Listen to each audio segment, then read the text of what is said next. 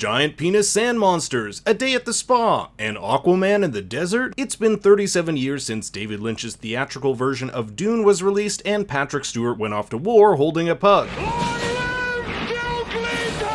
Unfortunately, that son of a gun Villeneuve decided not to put that in the new version. In this video, we'll be going over the ending of Dune Part 1, Paul's cryptic visions, and how Villeneuve's version might change from both the book and 1984 film adaptation. So ride my worm as we delve into Arrakis, and make sure to like and subscribe, or else I'll be forced to include clips of Anakin Skywalker hating sand. I don't like sand. And spoiler warning ahead, as I'll be going over some plot points from Dune and Children of Dune. I'll also be using the Frank Herbert pronunciations of the character names. You might be taken a bit off guard because Dune Part 1 ends rather abruptly. Our protagonist, Paul Atreides, has just killed a Fremen warrior named Jamis, who invoked the rule of Amtal. In the Dune books, the Amtal rule is summarized as follows: to know a thing well, know its limits. Only when pushed beyond its tolerances will true nature be seen. There's been some uncertainty among the Fremen whether Paul Atreides is the Lisan al-Gaib, a Fremen term for off-world prophet. Jamis does not believe that Paul is this prophet, so he wants to, as the Amtal rule describes, push Paul to his limits to see his true nature. If he can strike down Paul, then Paul surely isn't this prophet. What Jamis doesn't know is this scrawny kid has been trained by the best fighters in the Landsraad, both Duncan Idaho and Gurney Halleck. Additionally, he is the son of a Bene Gesserit, Lady Jessica, who has trained him in the Weirding Way. The Weirding Way isn't mentioned a lot in Dune Part 1, but if you've seen the 2003 miniseries Children of Dune, you'll see James McAvoy's character Leto Atreides II use it when battling his aunt's royal guards. The Weirding Way allows for this short teleportation-like ability not seen in Part 1. It's unclear whether Villeneuve will utilize this with Paul in Part 2. We do, however, see other Bene Gesserit influences on Paul, such as his training with the Voice. In his first scene with Jessica, he's tasked with using it to command his mother to pass him a glass of water. If only I had that ability when I played World of Warcraft to get my mom to bring me pizza pops. Man!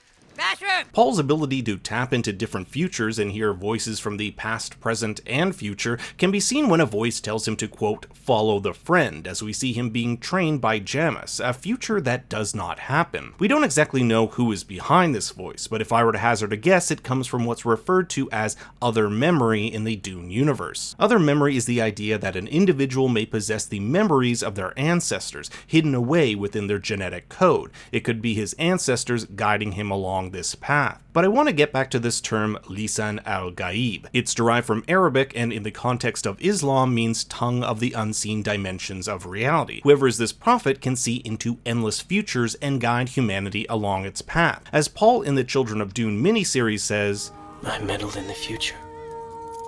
In all possible futures. Trying to create them. The Bene Gesserit call this prophet the Kwisatz Haderach, believing that this person will lead humanity down a golden path of peace. For 10,000 years, the Bene Gesserit have carried out a selective breeding program in an effort to produce this prophet. The Bene Gesserit believed that the prophet's time was soon upon them, and if Duke Leto and Lady Jessica produced a female heir, they could marry her off to a Harkonnen male, and their child would become the Kwisatz Haderach. You were told to bear only daughters. But you, in your pride, thought you could produce the Kwisatz Haderach. Was I wrong? But Lady Jessica went against the wishes of the Bene Gesserit and bore Leto a son, Paul. In the Dune universe, a Bene Gesserit can choose the sex of their child. It isn't until Paul is tested by the Reverend Mother Helen Mohiam that she believes Paul might be the one. That's why she goes to Baron Vladimir Harkonnen and asks him to spare Jessica and Paul when they attack Arrakis. When Paul ingests spice during the Spice Harvester rescue, he is haunted by voices which echo the words Kwisatz Haderach.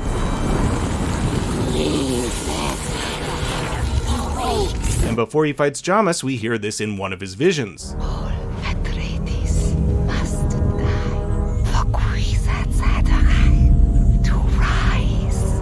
I argue this is more of a metaphorical death. Paul will need to cast aside his old name to become something new. In the novel, Paul takes the name Muad'Dib. This is derived from the small mouse of the desert, which we see in Part 1. One of the most cryptic parts of Dune Part 1 are Paul's visions. Now, I actually extracted every vision and put them in chronological order because I'm a crazy person, so that I could get a better grasp of what's going on here. The first thing to note are that the visions aren't 100% accurate. In fact, they can be completely wrong. Paul Paul dreams of both Jamis teaching him in the desert and Jamis killing him. Neither of these are true. The dreams are merely several of the possible futures Paul could encounter. The 1984 film confirms the unreliability of these visions. Your mother wants you to tell me about your dreams.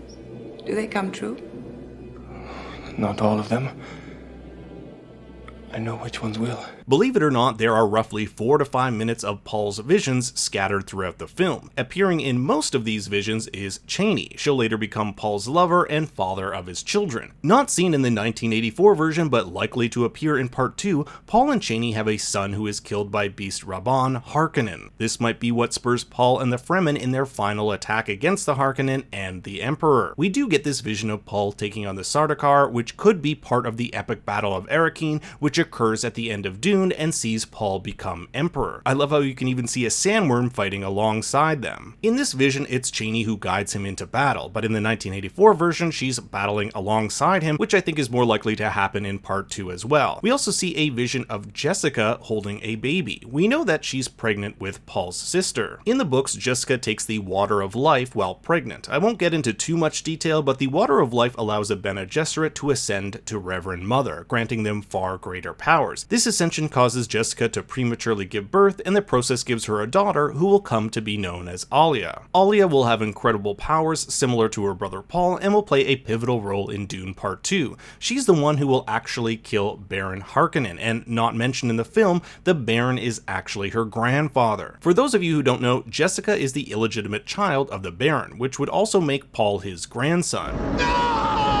Perhaps most cryptic of the visions is Cheney's bloody hand and the crysknife made from a tooth of a sandworm. It's implied here that she's the one to kill Paul. This never happens in the Dune novel, and I interpret this as one of two things: A, a future that does not happen, or B, a metaphor for the blood on Paul's hands when he begins his crusade across the galaxy. After the events of Dune, Paul becomes Emperor, but not everyone is too excited about that. He embarks on a crusade which, at the beginning of the Children of Dune miniseries, has already killed 60 billion people. Now you might be asking yourself, I thought Paul was this nice guy fighting for justice. How is this possible? Well, because Paul can see into the future, he has to navigate humanity in such a way that prevents its own annihilation. And part of this path means embarking on a crusade, but here we see that young Paul hates what future Paul has become.